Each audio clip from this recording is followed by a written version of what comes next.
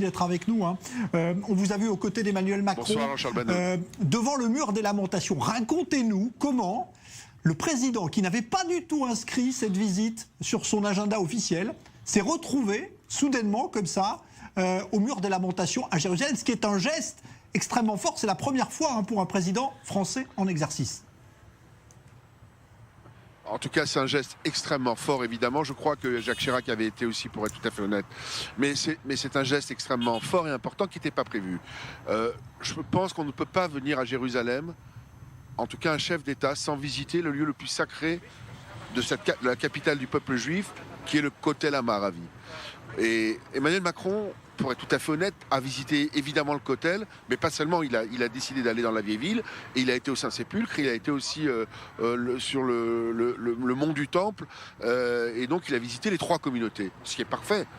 Et il a pris son temps, et on a visité après une partie des fouilles, et puis il y avait un symbole qui était extrêmement fort. Vous savez, moi je suis dans l'opposition, mais il faut savoir quand même, il y a toujours le verre à moitié vide et à moitié plein. Et là, je préfère vraiment ce soir, lorsque je vois ces dizaines de leaders du monde entier qui viennent commémorer, évidemment, le 75e anniversaire de la libération de Auschwitz, mais aussi regarder aussi la force de ce pays qui est né des cendres et qui est aujourd'hui un des pays les plus puissants au monde, qui est moral, qui a nos valeurs, et de voir le président de la République que j'ai accompagné. Depuis ce matin, il y a eu des rencontres extrêmement importantes avec le Premier ministre israélien pendant près de 2 heures de temps. Un petit déjeuner, mais de travail, auquel j'ai eu l'honneur de participer. Je ne peux pas rentrer évidemment pour des raisons évidentes dans le détail, mais je peux vous dire que tous les sujets ont été abordés dans un climat de peuples alliés, amis, avec forcément certaines divergences, mais grandement d'accord sur l'essentiel, sur les grands dossiers internationaux. Donc on ne peut pas faire la fine bouche de tout ça, et peut-être qu'on reparlera d'incidents dont beaucoup de gens me parlent, où j'étais présent. Mais moi je veux retenir aujourd'hui que le président de la République fait une visite réussie. Mais vous ne dites pas pourquoi il a... Quel geste ça représente pour lui? Qu'est-ce qu'il vous a dit finalement après cette visite au mur des lamentations? Est-ce que pour lui ça... Alors comment ça s'est passé? Comment ça s'est passé? Il n'était pas prévu qu'on y aille. Puis on marchait un petit peu pour se rendre à Sainte-Anne, qui est partie du domaine français à Jérusalem. Et puis j'ai suggéré, et certains aussi d'autres l'ont fait, hier déjà dans l'avion et encore aujourd'hui, d'aller évidemment au Kotel et d'aller visiter tous les lieux saints de la capitale d'Israël, Jérusalem. Et finalement, on a commencé à marcher dans la vieille ville, et il s'est imprégné. On a vu que vivent côte à côte le quartier arménien, le quartier chrétien, le quartier musulman, le quartier juif. Et on a passé de longs moments dans tout, et à la fin, c'était pas simple, parce que certains dans la délégation préféraient que ce soit très court, très rapide, une photo. C'est rare. C'est le président qui décide. Il a décidé d'aller voir tous les lieux saints, mais en particulier évidemment le Kotel Amaravi, le mur occidental, qui est le symbole de la capitale du Jérusalem juif. Il a été très bien accueilli, il s'est recueilli, il a, j'imagine, prié, en tout cas fait des vœux. J'ai eu le bonheur de l'accompagner. Il y avait aussi, après, nous ont rejoint les principaux dirigeants de la communauté juive pour ce moment. Et je ne peux pas faire la fine bouche. Auparavant, évidemment, il a rencontré la communauté chrétienne, la communauté aussi musulmane. Et c'est ce qu'on attend d'un chef d'État. On ne peut pas faire la paix sans rencontrer, lorsqu'on vient en Israël, à Jérusalem, l'ensemble des leaders religieux. Et c'est ce qu'il a fait. Il a décalé le rendez-vous qu'il devait faire à Ramallah, je crois, ce soir, après le dîner d'État du président Rivlin.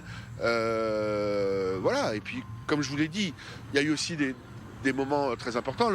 Il a été reçu par le président Rivlin, mais la rencontre avec le Premier ministre israélien a été une rencontre très longue de travail, mais avec...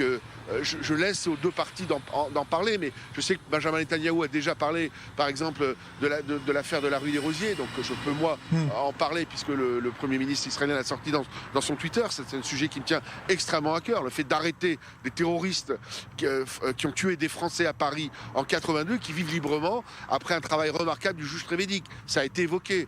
Je peux vous donner, voilà, puisque le Premier ministre Netanyahou l'a dit, donc je peux moi le dire. Mais tous les sujets internationaux les plus importants ont été évoqués.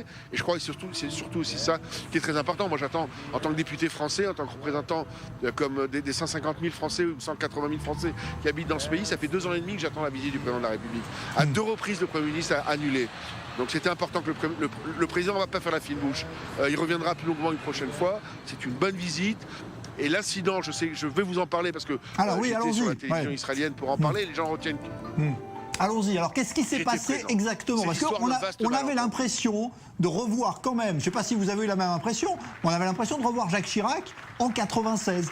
Et c'est vrai que c'est un peu bizarre comme sentiment. La seule différence, c'est qu'à la fin, c'est vrai, au début, il y a eu quand même un moment assez tendu. On va pas se cacher les choses. Tout le monde l'a vu.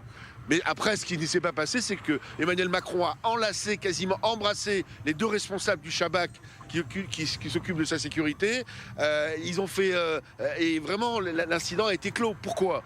La raison, elle est que les Israéliens font extrêmement attention. Ils ont mis un système incroyable pour sécuriser la visite du président dans les villes. Les rues sont très, très étroites. Il suffit d'une seconde. Les Israéliens ne jouent jamais avec la sécurité. C'est parmi les meilleurs services du monde. Et Dieu merci, depuis l'attentat, hélas, contre Yitzhak Rabin, il y a peu eu, on va dire, d'attentats sur des hommes politiques. S'il y a eu Rahavim Zehevi aussi, hélas.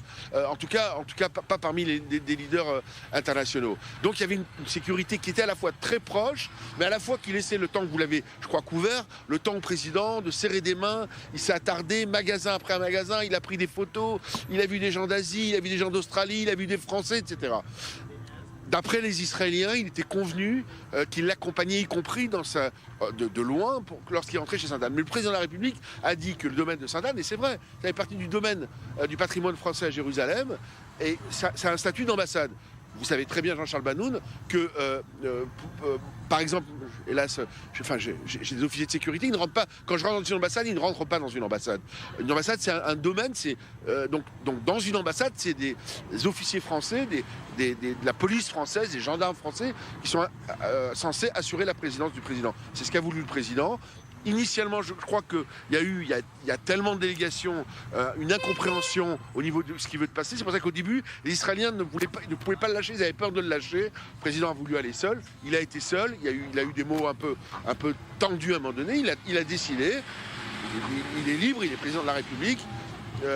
Et surtout, ce que j'ai aimé après, ce que je retiens après, c'est l'accolade qu'il y a eu avec les 2 responsables des services du Shabak, des services spéciaux israéliens qui assurent sa sécurité. Et vraiment, tout s'est parfaitement bien terminé. Donc je ne veux pas qu'on retienne un élément mineur, qui est certes, il y a eu un petit... voilà, on est tous des êtres humains. Vous savez, quand vous avez des caméras 24 heures sur 24, c'est compliqué. Il a réagi, il voulait rentrer sans soldats israéliens dans un domaine qui appartient au patrimoine français. C'était la volonté d'Emmanuel Macron. Elle a été respectée, même s'il y a eu une légère altercation. Il ne faut pas en voir. Ça n'a rien à voir avec ce qui s'est passé avec Jacques Chirac, parce que il y avait quand même, avec tout le respect que j'ai pour l'ancien président de la République, aujourd'hui décédé, une certaine agressivité. Il avait menacé de partir, etc. Là, il y a une empathie. On n'est pas allé jusque-là. Que moi, j'ai senti. Ouais. Merci beaucoup. Merci beaucoup.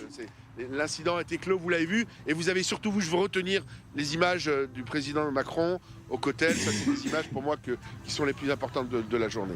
Merci beaucoup, Meir Habib, député des Français de l'étranger, qui accompagne donc